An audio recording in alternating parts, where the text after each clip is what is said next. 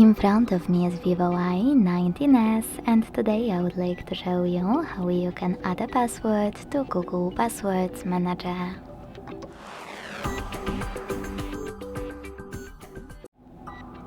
Begin by selecting Settings and scrolling all the way down to click on Accounts. Then select this gear icon next to Google. Hit Continue in the pop-up and choose Google Password Manager.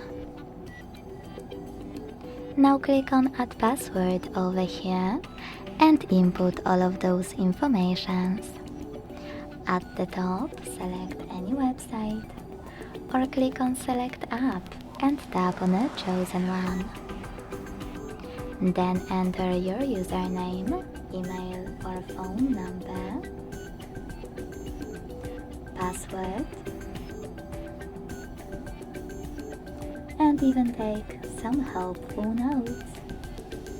When you're ready, choose Save at the top right corner and wait. As you can see, after a couple of seconds, my password was successfully added.